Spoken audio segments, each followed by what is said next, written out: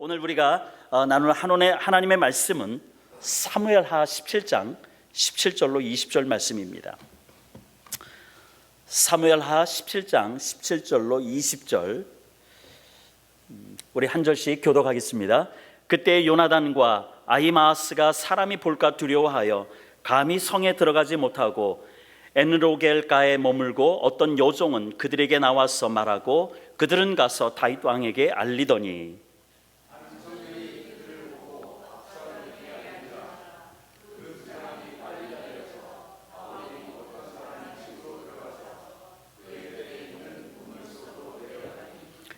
그 집 여인이 덮을 것을 가져다가 우물 아기를 덮고 찌든 곡식을 그 위에 널매 전혀 알지 못하더라. 압살롬의 종들이 그 집에 와서 여인에게 묻되 아히마아스와 요나단이 어디 있느냐 하니 여인이 그들에게 이르되 그들이 시내를 건너가더라 하니 그들이 찾아도 만나지 못하고 예루살렘으로 돌아가니라. 아멘. 저는 오늘 마더스데이 맞이해서 이 한 주간 어떤 말씀을 전할까 이렇게 기도 가운데 우리가 묵상한 말씀 가운데 반전의 시작점이 되었던 그 여인들이 있습니다. 이 여인들을 통해서 우리가 함께 은혜의 말씀을 나누고 우리 스스로도 반전의 시작점으로 반전의 주인공으로 우리가 살아야 되겠다는 결단의 시간을 우리가 갖기를 소원해서 이 말씀, 이 본문을 정했습니다. 개그맨 중에 조혜련 씨가 있습니다. 이 조혜련 씨가 자신의 인생 가운데 그 간증의 어떤 그런 책을 썼는데요. 제목이 반전의 하나님입니다. 이 조혜련 씨는 이 자신의 책을 통해서 간증집을 통해서 자신이 예수 믿기 전에는 혼자 결정하고 혼자 모든 것을 책임져야 하는 어떤 그런 인생을 살았기 때문에 감당하기가 너무 버겁고 많이 힘들었다고 합니다. 그런데 어느 날 하나님께서 자신에게 찾아오셔서 자신을 만나주시고 길가에 돌멩이 같은 자신의 인생 가운데 그 하나님을 경험하는 삶으로 하나님께서 이끌어 주셨다는 것을 그가 고백하는 것을 보게 됩니다. 우리 각자도 예수님을 나의 구주로 받아들이고 그리고 믿음으로 산 신앙의 연수는 다 다릅니다. 어떤 분에게는 수십 년의 어떤 신앙 생활을 하셨을 거고 어떤 분은 이제 겨우 1년 남짓한 신앙 생활을 했을 것입니다. 그러나 우리가 신앙의 연수가 길든 짧든 신앙 인생 전체를 우리가 한번 되돌아보면은 하나님께서 우리의 슬픔이 변하여 기쁨이 되게 하시고 또한 우리의 아픔을 변화서 하나님께서 소망을 갖게 하는 하나님의 놀라운 역사들을 여러분들이 경험해 오셨을 것입니다. 바로 내가 지금까지 믿고 의지하는 하나님이 반전의 하나님이시기 때문에 우리들의 인생 가운데 맞이하는 모든 슬픔 또한 그런 기억들, 아픈 기억들, 고난의 그런 통로들을 하나님께서 통과하게 하시고 하나님께서 오늘 우리로 하여금 바로 신앙의 자리, 믿음의 자리, 지금 이 자리에 하나님께서 세워준 줄로 믿습니다. 저는 이런 반전의 하나님을 너무 좋아합니다. 웃을 수 없는 환경에서도 소망의 인내를 가지고 기쁨을 주시는 그 하나님, 그리고 사방이 완전히 막혀있는 상황에서도 위를 쳐다보라고 우리를 부르시는 그 하나님, 이 반전의 하나님으로 인해서 나의 신앙, 저의 신앙생활이 너무나도 행복한 그런 삶을 살아오고 있습니다. 우리가 어려운 시기지만 이 교회를 개척해서 여러분과 함께 이렇게 목회하고 있다는 것 자체도 저에게는 큰 행복입니다. 다윗이 심각한 질병으로 하나님 앞에서 엎드렸을 때 그가 하나님의 그 반전의 역사들을 경험하고 주님을 찬양한 적이 있었습니다. 그것은 바로 시편 30편 11절에 보니까 주께서 나의 슬픔이 변하여 내게 춤이 되게 하시며 나의 베옷을 벗기고 기쁨으로 띠띠우셨나이다 라고 고백하고 있습니다.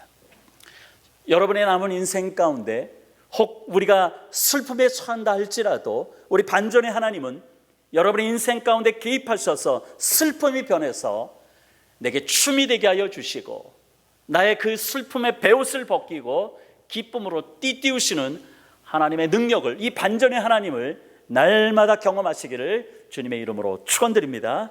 오늘 말씀에서 하나님은 이 절대 위기에 빠진 이 다윗을 구원하기 위해서 반전의 사람들을 준비하십니다. 다윗은 이스라엘의 그 민심이 아들 압살롬에게 돌아갔다는 소식을 듣고 사무엘하 15장 14절에 보면은 그 예루살렘에 함께 있던 모든 사람들과 함께 빨리 일어나서 도망가자고 그렇게 재촉하는 구절이 나옵니다. 이들이 다윗과 그의 일행들이 압살롬이 오기도 전에 미리 빠져나갔기 때문에 압살롬과 그의 반란에 동참한 사람들은 손에 피 한 방울도 묻히지 않고 이 예루살렘 성에 들어왔습니다. 그런데 압살롬에게는 고민이 있습니다. 모든 사람이 민심이 압살롬에게 향해 있고, 그리고 지금 예루살렘 성에 아무런 싸움도 없이 그냥 무혈입성한 이 압살롬에게는 어떤 고민이 있냐면은 아버지 다윗이 아직 살아있는 것입니다.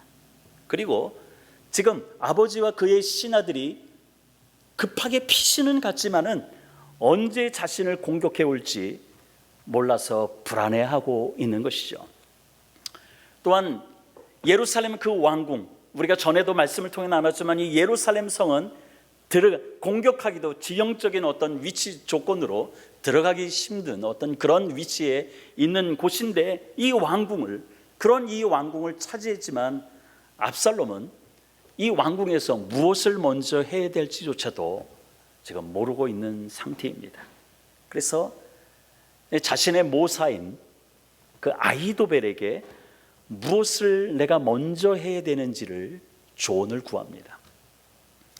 이 아히도벨이라는 사람은 아주 탁월한 그 조언자입니다. 모사입니다.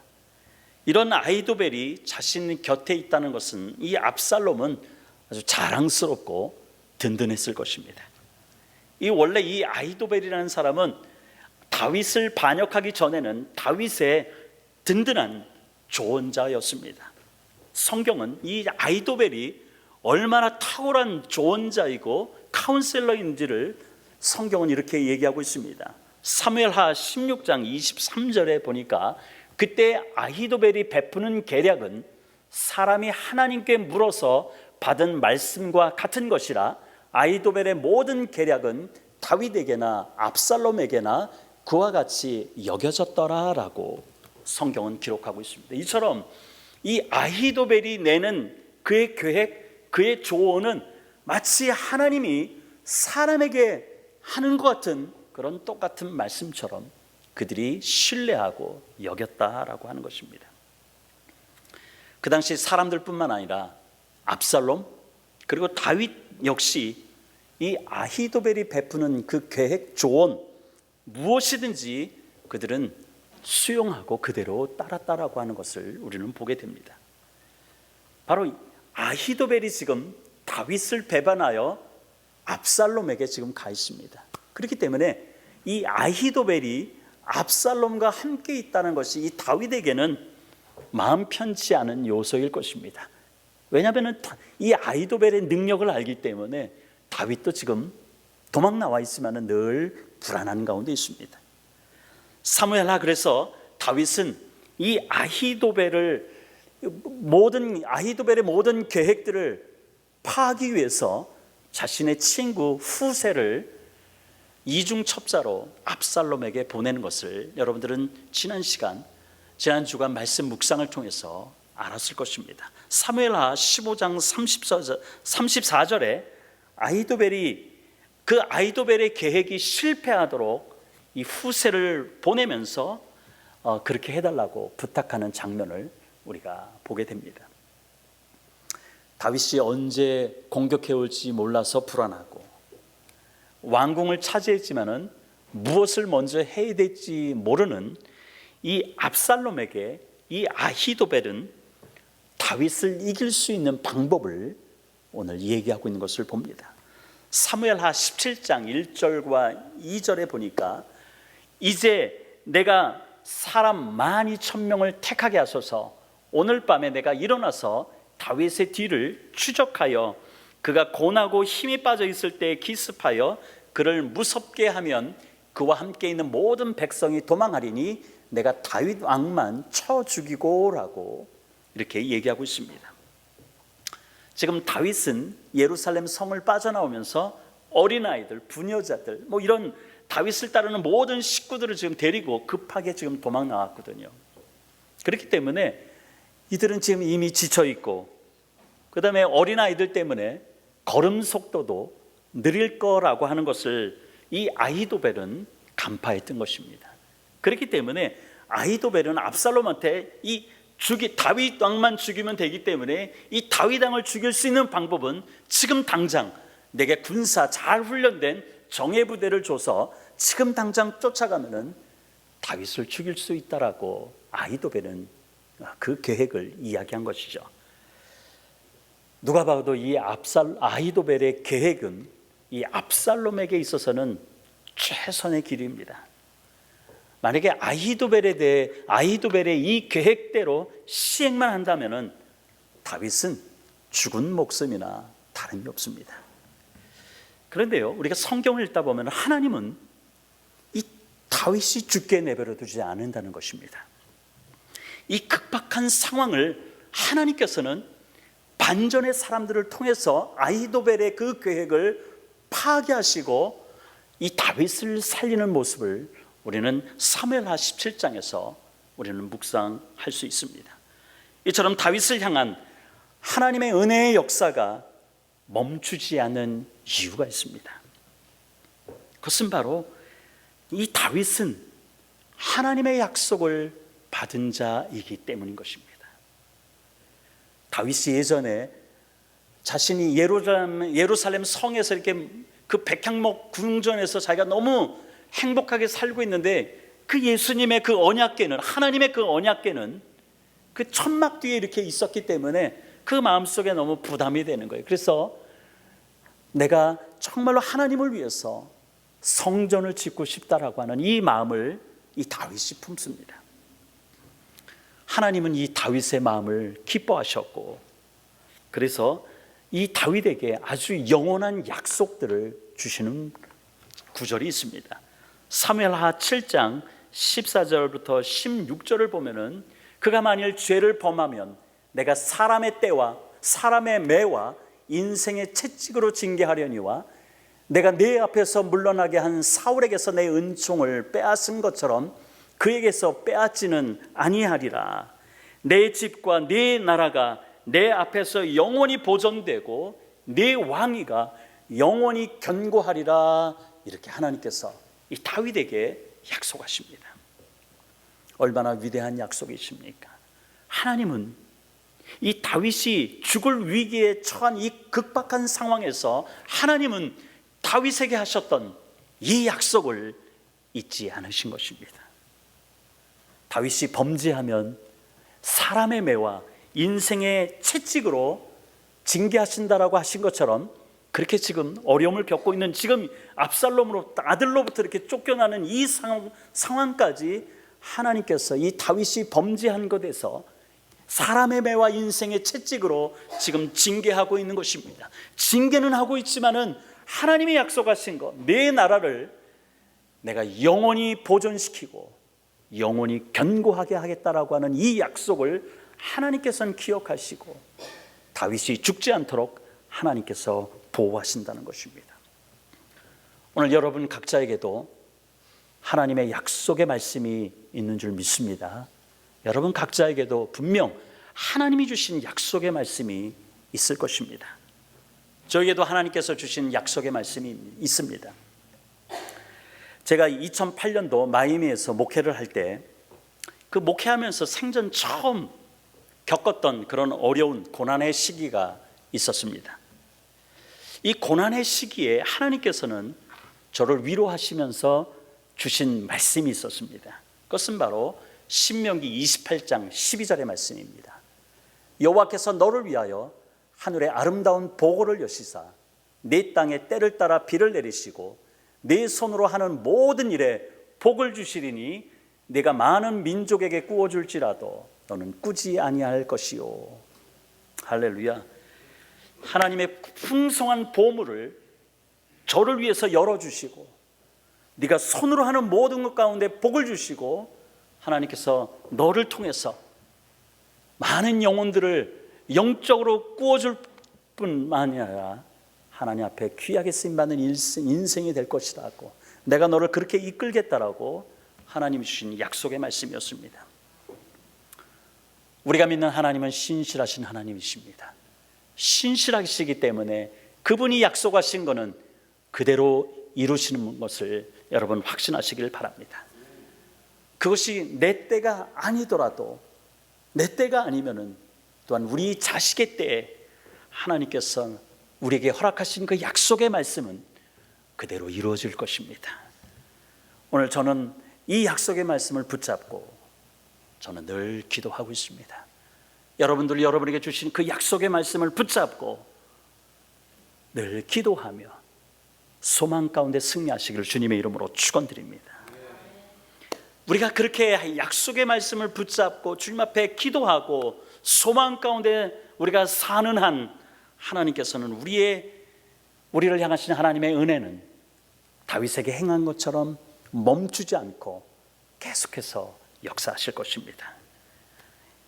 다윗이 아히도벨의 계획대로라면 죽임을 당할 수밖에 없는 위기인데 하나님이 약속하셨기 때문에, 그래서 어떻게 하나님이 약속하신 대로 하나님은 이 위기의 순간에 다윗의 집과 다윗의 나라가 보존되게 하고, 어떻게 다윗의 왕위가 영원히 견고하게 하기 위해서 하나님은 어떠한 사람을 반전의 주인공으로 준비하고 계시나요?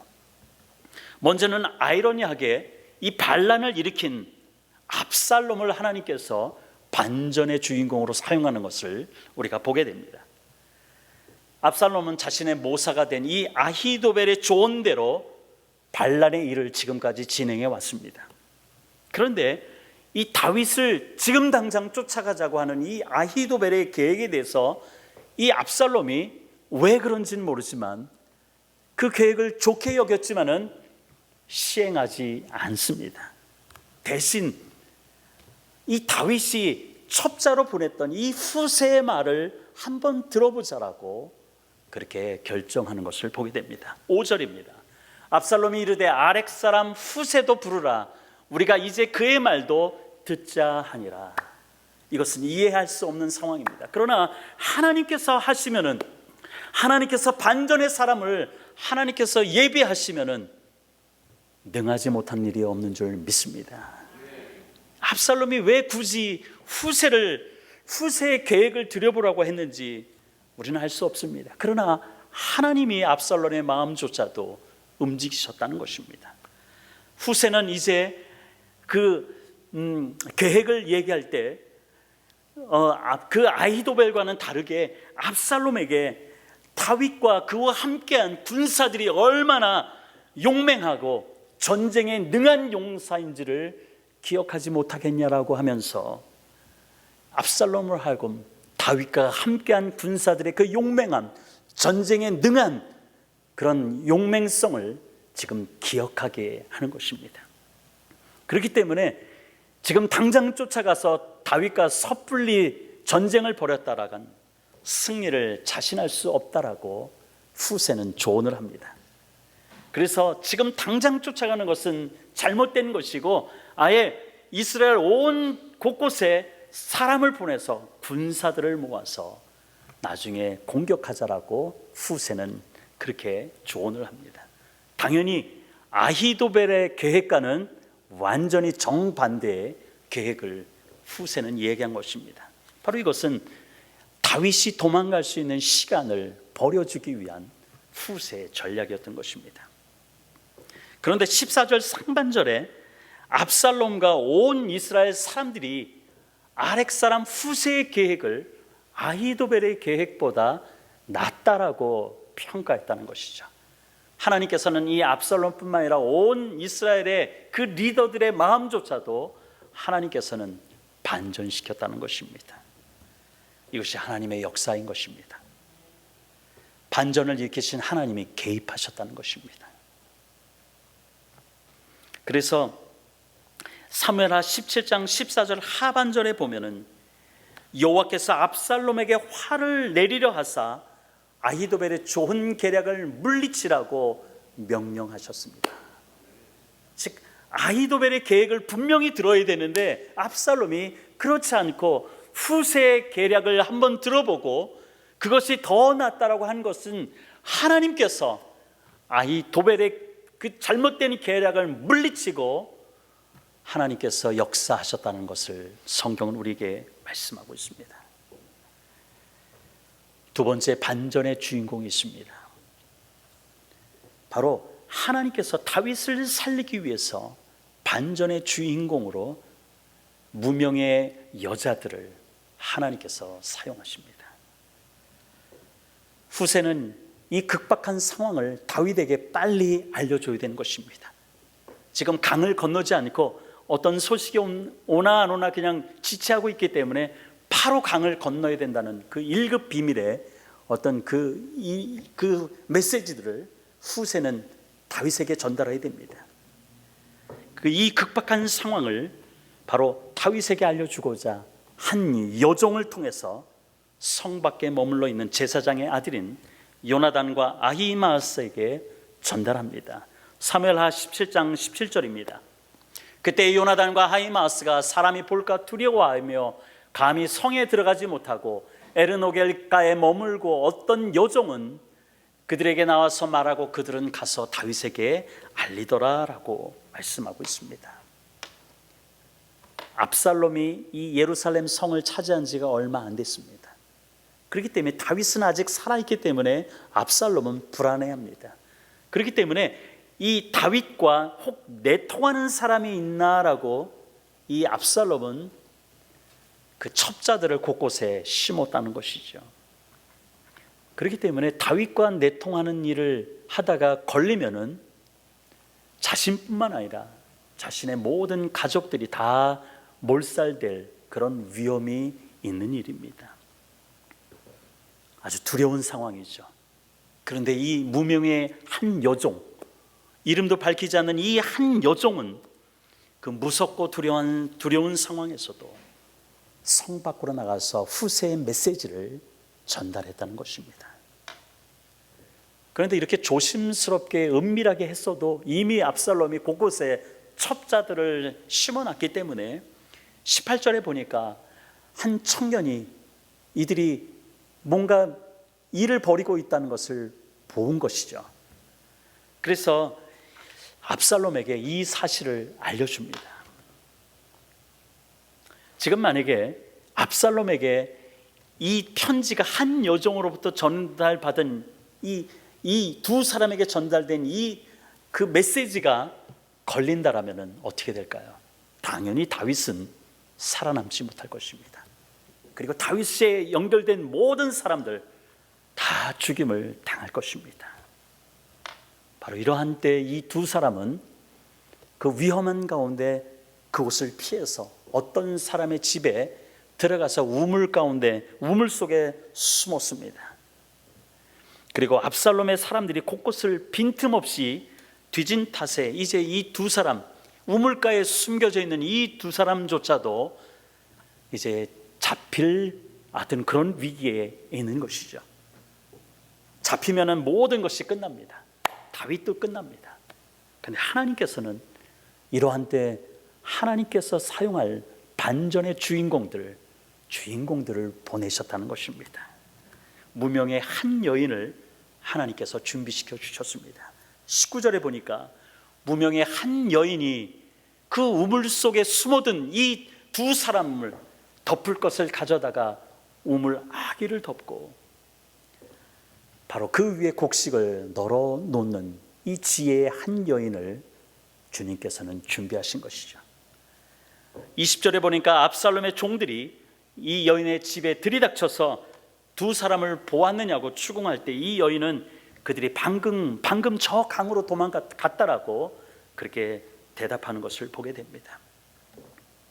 하나님이 준비하신 이 한 여종 또는 어떤 여인, 이들을 통해서 이 두 사람은 구원함을 받았고, 그리고 그 메시지가 다윗에게 전달된 것입니다.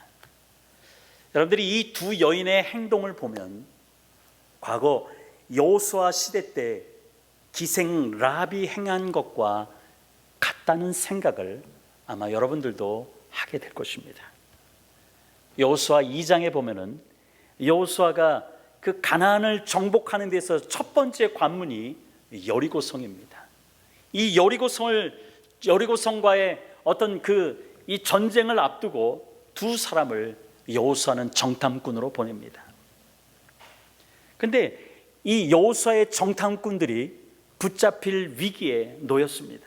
바로 이 붙잡힐 위기에 놓였을 때 라합이라고 하는 이 기생이 이들을 숨겨주었고요, 또한 라합이 이 여호수아의 사람들을 숨겨준 덕분에 결국은 가나안 땅을 차지하는 첫 전투, 이 여리고성 전투에서 이스라엘 백성들은 크게 승리한 것을 우리는 보게 됩니다. 기생 라합, 그 당시 보잘것없고 사람들에게 손가락질 받으며 살아왔던 이 라합은 하나님의 사람들을 알아보았다는 것입니다. 그래서 라합은 이들의 하나님이 누구인지를 이렇게 고백합니다. 여호수아 2장 11절 하반절에 보니까 너희의 하나님 여호와는 위로는 하늘에서도 아래로는 땅에서도 하나님이십니다 라고 이 라합이 고백하는 것을 봅니다. 비록 자신은 연약하고 많은 사람들한테 손가락질 받으며 살아왔던 인생이지만, 자신의 앞길이 뻔하게 보이는 그런 어두운 환경이지만, 자신이 숨겨진 사람들이 누구이고 그 배경에 있는 하나님이 어떠한 분인지를 그는 알았기 때문에 목숨 걸고 그들을 구원해 주었던 것입니다. 이 기생 라합을 하나님께서 어떻게 복을 주었을까요? 다윗 왕의 조상이 됐고요, 그리고 예수님의 족보에 오르는 큰 은혜를 입은 여인이 바로 라합인 것입니다. 이 라합처럼 오늘 본문의 한 여종, 어떤 여자, 이 무명의 두 여인의 지혜로 결국 압살롬의 군사들이 우물 속에 숨어있는 두 사람을 찾지도 못했고, 그래서 그것으로 인해서 아주 중요한 메시지를 무사히 다윗에게 전달했던 것입니다. 존귀한 성도 여러분, 아히도벨이 하나님이 마치 사람에게 하는 듯한 그런 탁월한 지혜가 있다 할지라도 그 지혜를 올바르게 사용하지 못한다면 결국 그의 인생은 죽은 인생이나 마찬가지인 것입니다.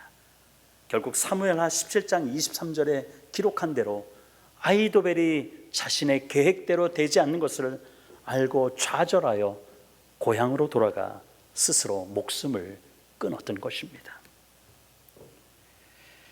사랑하는 성도 여러분, 우리가 아무리 탁월한 지혜로 많은 계획을 가진다 할지라도, 내가 탁월해서 남한테 많은 조언을 한다 할지라도 하나님이 그 계획과 조언을 어리석게 만들면 아무 소용이 없는 것입니다. 하나님이 막으시면 이 땅에 열 수 있는 사람은 아무도 없는 것입니다. 하나님이 역사하셔야 되는 것이죠. 그렇기 때문에 잠언 16장 9절에 보니까 사람이 마음으로 자기 길을 계획할지라도 그 걸음을 인도하시는 것은 여호와시니라 라고 고백하는 것입니다. 네, 맞습니다. 우리가 아무리 잘나고 똑똑해도, 우리가 배운 것이 아무리 많아도 하나님께서 그것을 사용하지 않으면 아무 의미 없는 것입니다. 그러나 내가 비록 배운 것이 없고 가방끈도 작고 연약하고 지혜도 없지만 하나님이 나를 붙드시고 하나님이 나를 사용하시면 이 땅을 뒤집을 수 있는 그런 위대한 역사로 그 주인공으로 하나님께서는 만들어 주시는 줄 믿으시길 바랍니다. 이 하나님이 바로 내가 믿는 하나님이고 바로 반전의 하나님이신 것입니다. 성도는 거짓이 난무하는 이 세상 가운데 늘 다른 곳에 서는 것이 아니라 진리 편에 서야 되는 것입니다. 하나님은 당신 편에 서서 진리를 행하는 사람들의 삶을 그의 인생을 끝까지 책임져 주십니다. 다윗을 구원하는 일이 목숨을 내놓고 해야 되는 일임에도 불구하고 기꺼이 순종한 무명의 여인들, 하나님이 어찌 만복으로 이 두 여인들에게 갚아주지 않았겠습니까? 성경에는 다 기록할 수 없는 것이 있기에 이 무명의 한 여종, 무명의 한 여인의 인생, 그들의 가족이 어떻게 축복받았는지는 우리는 알 수 없지만 하나님께서는 이들의 가정을, 이들의 인생을 책임져 주셨으리라 믿습니다. 이제 오늘 마더스데이를 맞이했습니다. 우리 사랑하는 어머니들도 하나님께서 주의 종을 통해서 주시는, 부탁하시는 어떤 일이 있을 때, 사명이 주어질 때 즉각적으로 기쁨으로 순종하여 하나님이 책임져 주시는 인생, 그 축복된 인생을 살게 되시기를 주님의 이름으로 축원드립니다. 엉키고 설킨 인생의 문제들이 우리 가운데 많잖아요. 사람의 지혜, 우리 인생의 경험으로는 결코 풀 수 없는 문제들이 우리 주변에는 많이 있습니다. 하나님이 개입하셔야, 하나님이 역사하셔야 그 얽히고 설킨 그 실타래처럼 그런 인생의 문제들을 하나님께서는 하나하나 풀어나가실 것입니다. 하나님은 주권적으로 세상의 모든 일, 저와 여러분의 인생의 모든 문제들, 생사화복 하나님께서 이끌어 가실 것입니다. 그래서 모든 일의 최종 결정자는 나도 아니고 지식이 많은 사람도 아니고 오직 하나님이 내 인생의 모든 최종 결정권자임을 여러분이 늘 기억하시고 주님 안에 있는 것을 세상 어느 곳에 있는 것보다, 세상의 모든 탁월한 사람들의 지혜를 구하고 조언을 받는 것보다 말씀 안에서 이 땅을 주관하시는 그 하나님의 지혜, 하나님의 말씀을 받는 것을 더 귀하게 여기시는 여러분의 인생이 되기를 주님의 이름으로 축원드립니다. 잠언 16장 1절입니다. 우리 한 음성으로 같이 읽겠습니다. 시작. 마음의 경영은 사람에게 있어도 말의 응답은 여호와께로부터 나오느니라. 아멘. 계획은 사람이 세우지만 그 결정은 주님께서 하신다는 말씀입니다.